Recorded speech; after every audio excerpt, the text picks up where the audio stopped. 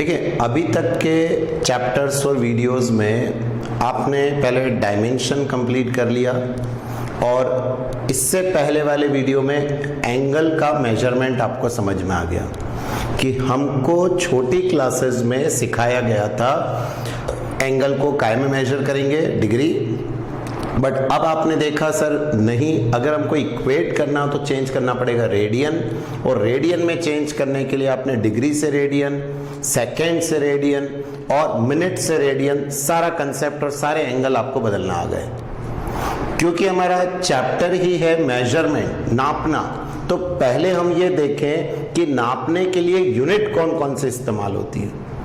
तो यूनिट में जो मैं आपको पढ़ाने जा रहा हूं टॉपिक देखिए क्या है, सम कॉमन प्रैक्टिकल यूनिट्स, जो हम लोग कॉमनली यूज करते हैं। आप जितनी फिजिक्स पढ़ेंगे उसमें जो यूनिट्स यूज होंगी मैं उसकी बात कर रहा हूं, और उसमें भी पहला कौन सा है, practical units used for measuring small distances. छोटे डिस्टेंसेस को मेजर करने के लिए आप कौन कौन से यूनिट यूज करेंगे, बहुत छोटे। तो इसमें देखिए सबसे छोटी यूनिट जो हम यूज करते हैं प्रैक्टिकली वो है फर्मी। क्या होता है, 1 फर्मी इज 10 की पावर -15 मीटर, लास्ट टाइम भी बताया आपको। और ये मेजर करने के काम आता है साइज ऑफ न्यूक्लियस, न्यूक्लियस की साइज। अब आप सोच लीजिए कि एटम के अंदर जो न्यूक्लियस है उसकी साइज को मेजर करने के लिए हम फर्मी यूनिट का यूज करते हैं। तो क्लियर है, फर्मी सबसे छोटी प्रैक्टिकल यूनिट। सेकंड है एंगस्ट्रॉम, इसको रिप्रेजेंट करते हैं हम इस तरह से, और मैक्सिमम टाइम हम इसका यूज काय में करेंगे, to measure the wavelength of light या wavelength of EM wave. Wavelength नापने के लिए हम इसका इस्तेमाल करेंगे। और ये कितना होगा, तो सर 1 एंगस्ट्रॉम इज 10 की पावर -10 मीटर। तो ये देखिए कितना कम था, 10 की पावर -15, एंगस्ट्रॉम इज 10 की पावर -10। ये पहली बार और इसी चैप्टर में सीखने को मिलेंगे। इसके बाद फिजिक्स और केमिस्ट्री दोनों में सिर्फ इस्तेमाल होंगे। तो आपको बनना चाहिए यहाँ सर फर्मी, यहाँ सर angstrom. Third nanometre, 1 nanometre, again ये काय के लिए यूज होता है, तो मैं फिर कहूंगा सेम थिंग, वेवलेंथ, ये भी वेवलेंथ को मेजर करने के लिए यूज होगा। एंड 1 नैनोमीटर इज 10 की पावर -9 मीटर। और लास्ट आता है माइक्रोन, ये कई जगह पर यूज होगा, कई जगह पर। तो अभी मैं इसमें कोई पर्टिकुलर नहीं लिखूंगा, जैसे इसमें मैंने लिखा है वेवलेंथ, इसमें मैंने लिखा वेवलेंथ, इसमें लिखा साइज ऑफ न्यूक्लियस, ऐसा कई बार यूज होता है। करंट को नापेंगे, कैपेसिटर को नापेंगे, बहुत सारी चीजें आएंगी। बस आपको ये याद रखना है कि 1 माइक्रोमीटर इज 10 की पावर -6 मीटर। तब देख पा रहे हैं 15 माइनस में -10, -9, -6 क्या, ये बहुत छोटे हो गए। तो अगर हमसे कोई पूछे प्रैक्टिकली सब छोटे डिस्टेंस को मेजर करने के लिए क्या क्या यूज होता है, तो ये सारे वर्ड आप याद रखेंगे। तो पहले इतना क्लियर है। अब जस्ट इसका अपोजिट है practical units used for measuring large distances, बहुत बड़े डिस्टेंस नापने के लिए। और इसमें सबसे पहला और कंफ्यूजिंग, लाइट ईयर। कई बार ये कंपटीशन में आया और कई बच्चे क्या सोचते हैं ईयर देख के कि ये तो यूनिट काय की होगी, टाइम की, ईयर लिखा हुआ है। बट एक्चुअल में ये काय की यूनिट है, to measure the distance, distance को मेजर करने की यूनिट है। और क्या होता है लाइट ईयर, तो आप कहेंगे it is the distance travelled by light in 1 year, जो लाइट ने डिस्टेंस चला 1 साल में। अब आप सोचिए लाइट जो कि इतना तेज चलती है, 1 साल में जितना चलेगी उस दूरी को हम लाइट ईयर कहते हैं। तो क्या बहुत बहुत बड़ी यूनिट हो गई। और ये कहां यूज करी जाएगी, जब आप समझते हैं कि सेलेस्टियल ऑब्जेक्ट जो कि आप कहेंगे ऊपर प्लैनेट्स हैं, स्टार्स हैं, इनके बीच की दूरी के लिए इसका यूज करते हैं। तो क्या है ये, distance travel by light in 1 year. अब बताएं what is the formula for speed, आप कहेंगे सर डिस्टेंस अपॉन टाइम। तो what is the formula for distance, speed into time. अब स्पीड ऑफ लाइट 3 × 10 की पावर 8, नहीं याद है, अब याद रख लेना। स्पीड ऑफ लाइट इज 3 × 10 की पावर 8। और टाइम कितना, 1 साल, 1 साल में कितने दिन होते हैं, 365 दिन, तो 365 डेज। फिर एक दिन में कितने घंटे होते हैं, 24 घंटे इंटू 24, फिर इंटू 60 मिनट और 60 सेकेंड। बताइए ये टाइम सेकेंड में बदल दिया क्या मैंने, 365 दिन, 24 घंटे, 60 मिनट, 60 सेकेंड। और जब हम इन सब का कैलकुलेशन करेंगे आ जाएगा डिस्टेंस। अब डिस्टेंस इनटू टाइम, टाइम जो 365 दिन थे, 1 साल में 365 दिन, तो हमने उसको सेकेंड में बदल दिया, यहां पुट कर लिया। और जब आप इसको सॉल्व करेंगे यू विल गेट 9.467 इंटू 10 की पावर 15 मीटर, ये आपको मिलने वाला है 1 लाइट ईयर। इसको रिप्रेजेंट कैसे करते हैं, 1 capital L small y, 1 light year. तो बोलो what is 1 light year, sir ये वो डिस्टेंस है जो लाइट ने चला है 1 साल में। कैलकुलेट कैसे किया समझ में आ रहा है, distance is speed into time, light की स्पीड और टाइम रखा है 1 साल, सेकंड में बदला, ये सॉल्व होके मीटर में आ गया। किलोमीटर में करना होगा तो 10 की पावर कितना कर दोगे, 12, तो आप समझते हैं मीटर में ही याद रखो, बहुत इंपॉर्टेंट है। Clear, 1 light year. Second, astronomical unit. समझना एस्ट्रोनॉमिकल यूनिट क्या है, ये है आपकी अर्थ, ठीक, और मान लीजिए ये है सन। अर्थ से सन तक की जो दूरी होती है, mean distance, the distance that is between the earth and the sun. Mean ही निकालते क्योंकि कोई एग्जैक्टली सन तक तो गया नहीं, इसलिए इसको मीन डिस्टेंस बोलते हैं। तो मीन या average distance between the earth and the sun is known as astronomical unit. तो क्या कहूंगा मैं कि it is the average distance between the sun and the earth, between the sun and the earth is said to be 1 astronomical unit। और इसको represent AU से करते हैं, कैपिटल AU इज 1.496 इंटू 10 की पावर 11 मीटर। ये आपका 1 astronomical unit हो गया। तो आपको ये सब कन्वर्जन याद रखना, जैसे 1 लाइट ईयर याद हो गया ना, पहले निकालना आ गया, और इसको कुछ निकालना नहीं है, तो सीधा याद ही रखना है कि अर्थ से सन तक की दूरी इतनी होती है, 1.496 इंटू 10 की पावर 11 मीटर, ये एस्ट्रोनॉमिकल यूनिट। तो बताओ light year clear, astronomical unit clear. अब इन सबसे बड़ी एक और यूनिट है जो कि है parsec, and parsec is a short form for 2, par for parallactic, sec for second. तो पैरेलैक्टिक सेकेंड के शॉर्ट फॉर्म को पारसेक बोलते हैं। और ये पैरेलैक्टिक क्या होता है, ये हमारे अगले टॉपिक में आएगा, तब मैं आपको सिखाऊंगा पैरेलैक्टिक। अभी आप समझेंगे सिर्फ पैरेलैक्टिक सेकेंड से क्या मतलब है। देखिए मैंने आपको कई बार पढ़ाया, वो है कि angle is equals to arc upon radius. बोलो आपको याद हो गया होगा अब तो answer, angle equal to arc by radius. मैं आपसे कहता हूं एक आर्क है 1 एस्ट्रोनॉमिकल यूनिट का। अब सोचो कितना बड़ा आर्क होगा, एक आर्क 1 एस्ट्रोनॉमिकल यूनिट का, मतलब इतना बड़ा आर्क बनाना है आपको कि वो सन और अर्थ तक की डिस्टेंस हो, इतना बड़ा आर्क। और इस आर्क से फिर 1 सेकेंड का एंगल। तो बताइए ये एक आर्क है कितने का, 1 AU का, जो कितना एंगल बना रहा है, 1 सेकेंड। तो ये जो डिस्टेंस होगी, ये लेंथ, या मैं कह दूं रेडियस ऑफ द आर्क, इसी को हम क्या बोलते हैं, पारसेक। ये लेंथ है। और मैं आपको बता दूं इससे बड़ी कोई यूनिट नहीं है मेजरमेंट की, सबसे बड़ी यूनिट है जिसका हम यूज करते हैं, पारसेक। तो बताइए समझ में आ रहा है व्हाट इज पारसेक। सर ये वो रेडियस है जो कितना एंगल है, 1 AU, आर्क कितने का, 1 AU, और कितने का एंगल, 1 सेकेंड का। तो देखिए definition, it is defined as the distance at which an arc of length, कितने का arc, 1 AU, subtend an angle of, कितने सेकेंड का एंगल सबटेंड कर रहा है, 1 सेकेंड का।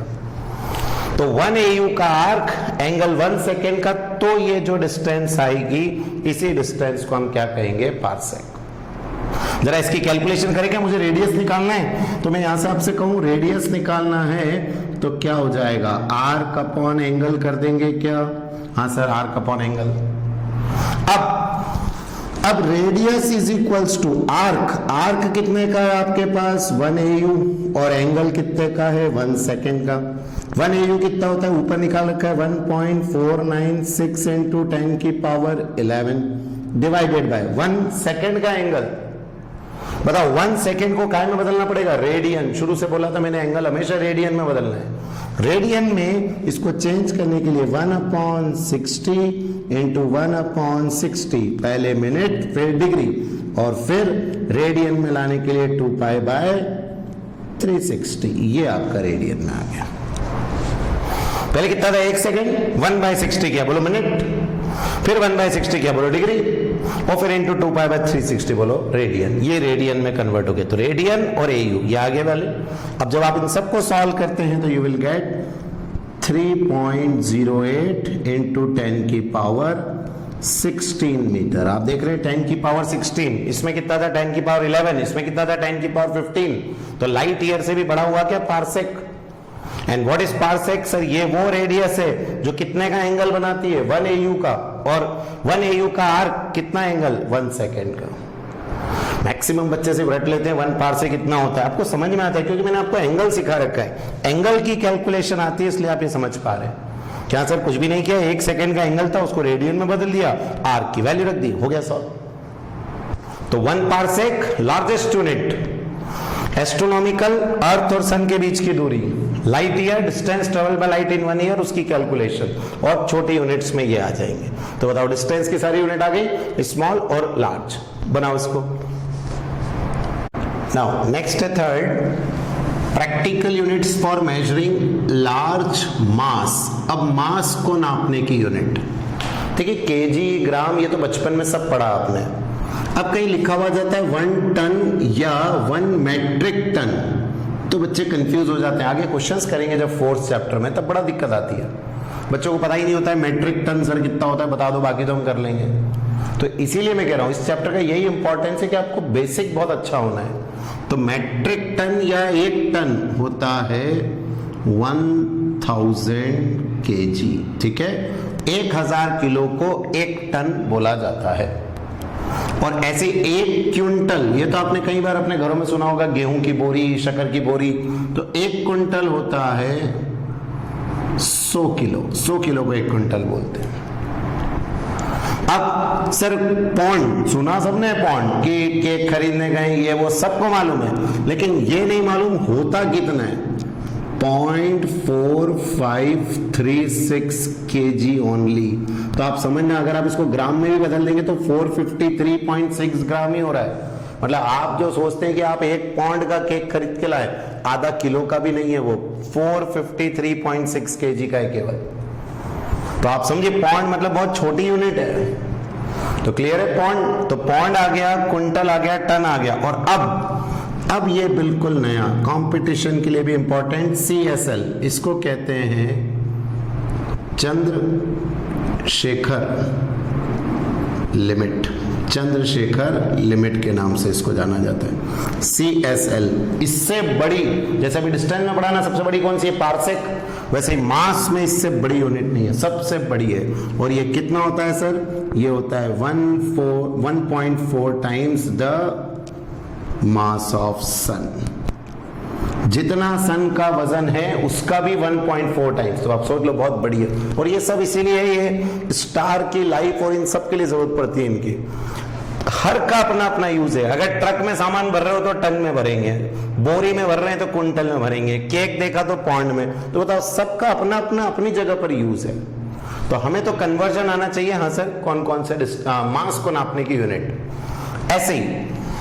ऐसे ये भी बहुत यूज होगा, practical units used for measuring. अब हम नापेंगे प्रेशर। प्रेशर को नापने के लिए सबसे पहला आता है 1 बार, और 1 बार होता है 10⁵ न्यूटन पर मीटर स्क्वायर। उम्मीद है आपको मालूम है प्रेशर का फॉर्मूला फोर्स अपॉन एरिया, तो होता है force newton, area metre square. हो गया। या इसको हम कह सकते हैं 10⁵, ये जो आया पास्कल भी बोलते हैं। Pascal is also the unit, कभी छोटी क्लासेस में पढ़ा होगा, ऐसा unit of pressure. Then torr, 1 torr और 1 mmHg एक ही होता है। कई बार आपने छोटी क्लासेस में पढ़ा होगा ब्लड प्रेशर 120 mmHg, 80 mmHg, तो प्रेशर की यूनिट थी ना वो mmHg, वो ये था जो कि 1 टॉर होता है आफ्टर द फेमस साइंटिस्ट टॉरिसिली के नाम पे ये। और 1 atm होता है, ये है आपके ऊपर का प्रेशर 1 atm, जो आपके ऊपर हवा है, एटमॉस्फेयर है, ये जो आपके ऊपर प्रेशर लगा था इसको 1 atm बोलते हैं। और ये होता है 760 mm of Hg, 760 mm Hg, ये 1 atm का प्रेशर है। और अब बताओ mmHg, 1 mmHg कितना, 1 टॉर, तो मैं इसको लिख दूं क्या 760 टॉर, ये भी आ जाएगा। और यही कितना होता है 1.013 इंटू 10 की पावर 5 पास्कल, मतलब बाहर से थोड़ा सा बड़ा है, क्योंकि देखिए यहां सिर्फ 10 की पावर 5 है और यहाँ 1.013 थोड़ा सा बड़ा होता है एटीएम। लेकिन जब आप बाद में न्यूमेरिकल्स करेंगे तो इसको लगभग सेम मान लेंगे, बट थोड़ा बड़ा कौन है एटीएम, बाद में हम सेम मान लेंगे लगभग। तो 1 एटीएम, 1 बार, 1 टॉर, mmHg, पास्कल, ये सब यूनिट हो गई फॉर मेजरिंग प्रेशर। तो प्रेशर का क्लियर है, मास का क्लियर है, डिस्टेंस समझ में आ गया और आपको बाकी की क्लियर ही है। ठीक, नोट डाउन करो।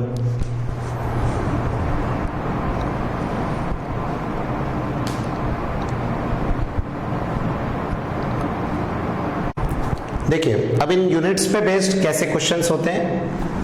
How many light year are there in 1 metre, 1 metre में बताओ कितने लाइट ईयर होते हैं। ठीक है, how many light year are there in 1 metre. जैसे अपन पूछते हैं कि नहीं 1 मीटर में कितने सेंटीमीटर होते हैं, तो आप बोल देते हो सर 1 मीटर में 100 सेंटीमीटर, तो वैसे ही पूछ रहे हैं 1 मीटर में कितने लाइट ईयर। तो बताओ इसका जब आप सोल्यूशन करेंगे तो आपको याद होना है 9.46 इंटू 10 की power 15 is the 1 light year. 9.46 into 10 की power 15 is the 1 light year. तो बताइए इतने मीटर में 1 लाइट ईयर, तो 1 मीटर में कितना, 1/9.46 इंटू 10 की पावर 15 लाइट ईयर, ये हो गया। कुछ भी नहीं करना, जिसको ये कन्वर्जन आता है ये वाला, बताओ उसके लिए क्वेश्चन बच्चों जैसा हो गया कि सर इतने मीटर का 1 लाइट ईयर, तो 1 मीटर में कितना, डिवाइड कर दिया। अब डिवाइड करने के बाद जब आप इसको सॉल्व करेंगे विल गेट 1.057 इंटू 10 की पावर -16 लाइट ईयर, ये ऊपर चला जाएगा 1.96 से सॉल्व हो गया। तो उम्मीद है क्वेश्चन के पैटर्न समझो कि हाँ सर ये कैसे करना है, बन जाएगा। देखो अब दूसरा, व्हाट इज द क्वेश्चन है, what is the number of electron that would way 1 kg। 1 kilo में कितने इलेक्ट्रॉन होंगे। What is the number of electron that would way 1 kg, कितने इलेक्ट्रॉन इकट्ठे करें कि वजन 1 किलो हो जाए। तब आपको पता होना चाहिए कि सर 9.1 इंटू 10 की power -31 kg is the mass of 1 electron, ये 1 इलेक्ट्रॉन का वजन है। तो बताओ इतना वजन मतलब 1 इलेक्ट्रॉन, और मुझे कितना वजन चाहिए 1 किलो, तो इतने का 1 इलेक्ट्रॉन, तो बताइए 1 किलो में कितना, 1/9.1 इंटू 10 की पावर -31। और जब आप इसको सॉल्व करेंगे यू विल गेट 1.1 इंटू 10 की पावर 30, ये नंबर्स आ गए। मतलब इतने इलेक्ट्रॉन इकट्ठा कर लो 1 किलो वजन हो जाएगा। तो क्वेश्चन कन्वर्जन तब आएंगे जब हमें उनके ये पता होंगे कि हाँ भाई कितने में कितना। बताओ आपको यही नहीं मालूम होगा कि 1 इलेक्ट्रॉन का कितना वजन है, तो 1 किलो कैसे वजन इकट्ठा करोगे इलेक्ट्रॉन्स का। तो यहां हमें पता था कि सर 1 इलेक्ट्रॉन का ये वजन, तो हमने कहा अगर 1 इलेक्ट्रॉन लिया है तो इतना वजन होगा। आप कितने इलेक्ट्रॉन लाए कि 1 किलो हो जाए, तो 1 किलो में इतने इलेक्ट्रॉन। तो बस ये तो ये इतने में इतना, तो इतने में कितना, बट ये कन्वर्जन नए हैं, आप सबके लिए पता होना चाहिए। ठीक है, नोट डाउन करो। चलिए अब आपने अभी तक क्वेश्चंस कर लिए 2, अब ये 3 क्वेश्चन आप खुद करेंगे। आंसर मैंने यहां दिए हुए हैं आपको। क्वेश्चंस वैसे ही, calculate the number of astronomical unit in 1 metre, जैसे लाइट ईयर था वैसा एस्ट्रोनॉमिकल हो गया। कन्वर्जन है, बहुत इजीली बनेंगे, ट्राई करेंगे इसको, नहीं आता है फिर मुझसे पूछेंगे। ठीक है, करो इसको ट्राई। देखिए नेक्स्ट अब टॉपिक है, ये भी बहुत इंपॉर्टेंट है, ऑर्डर ऑफ मैग्नीट्यूड। कई बार क्वेश्चन में पूछ लेते हैं what is the order of magnitude. कोई आंसर आया, आंसर में पूछ लिया what is the order of magnitude, तो पता होना चाहिए सर बोलते किसको है। तो क्या है order of magnitude? The order of magnitude of a physical quantity. किसी भी फिजिकल क्वांटिटी को आपने मेजर किया तो वो क्या है? It is that power of 10 की पावर होना चाहिए, कितनी भी 10 की power which is closest to its magnitude, जो उसके मैग्नीट्यूड के बिल्कुल पास में हो। सिंपली कहें 10 की पावर। अब कैसे निकालेंगे? दो चार क्वेश्चन करेंगे तो समझ में आएगा, बट अभी समझ आ रहा है हाँ सर 10 की पावर को ऑर्डर ऑफ मैग्नीट्यूड बोलते हैं। To determine the order of magnitude of a number n, जो भी ये नंबर n है इसका ऑर्डर ऑफ मैग्नीट्यूड निकालना है तो we can express it as n into 10 की पावर x। कैपिटल N को कैसे रिप्रेजेंट किया? स्मॉल n इंटू 10 की पावर x, और ये जो x है यही आपका ऑर्डर ऑफ मैग्नीट्यूड है 10 की पावर। लेकिन इसमें एक कंडीशन है कि ये जो स्मॉल n है ये 0.5 से हमेशा ज्यादा होना चाहिए, 0.5 से हमेशा ज्यादा, और 5 से कम या उसके बराबर।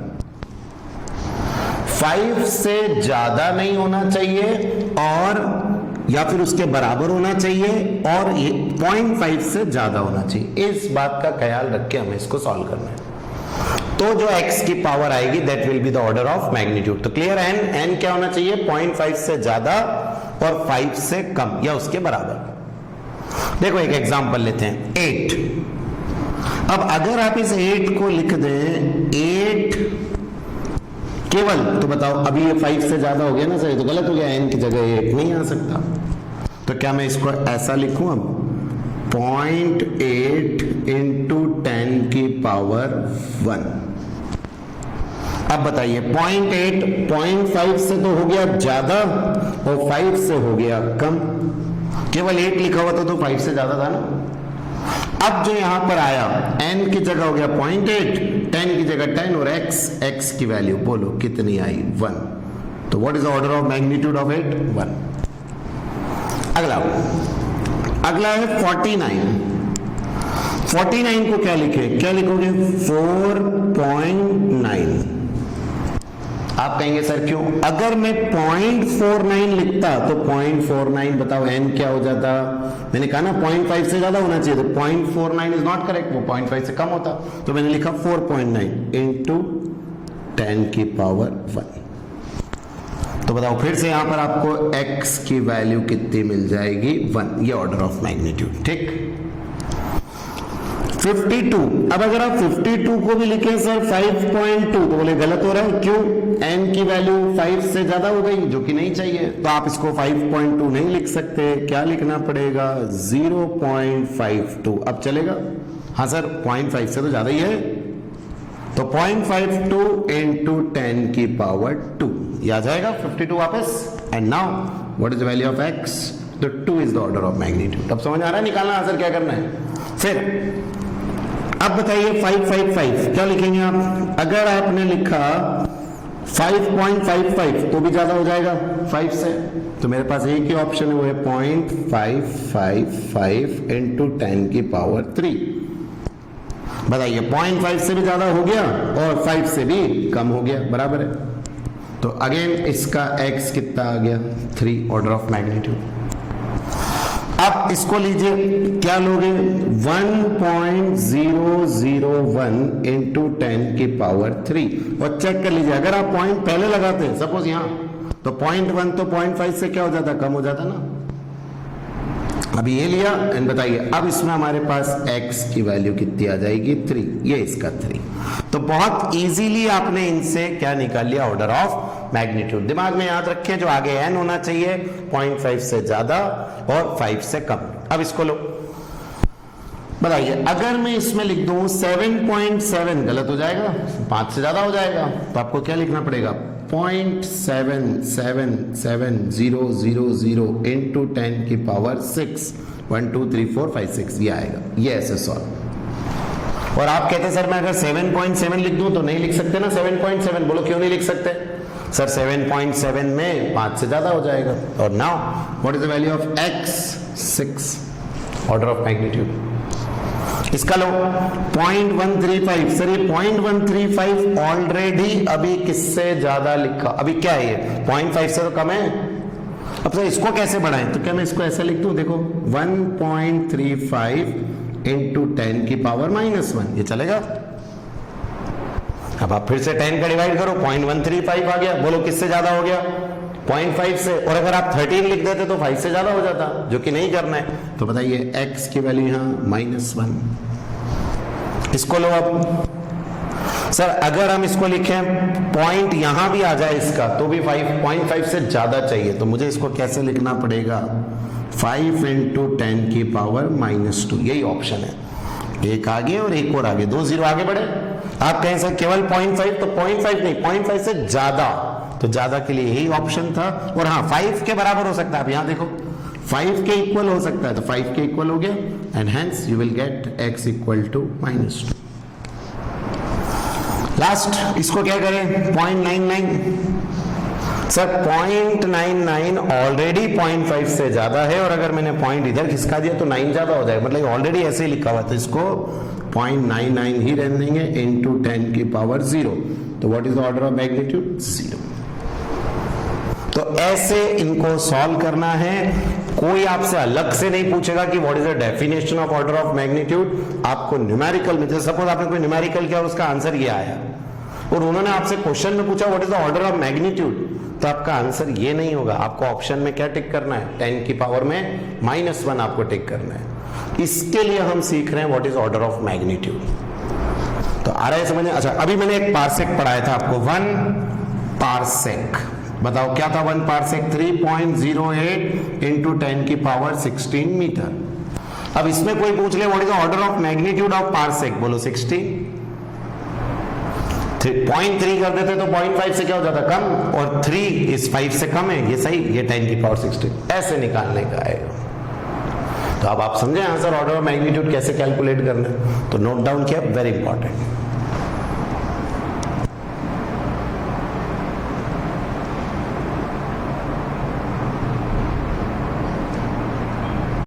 ठीक है, ऑर्डर ऑफ मैग्नीट्यूड क्लियर हो गया है। अब इस पे बेस्ड बहुत छोटे से 2 प्रैक्टिस क्वेश्चंस हैं आपके पास, सॉल्व करना है। आंसर यहां दिए हुए हैं, रटना नहीं, देखना है हाँ आपको आंसर आया है। ठीक है, तो ट्राई करो ये क्वेश्चंस।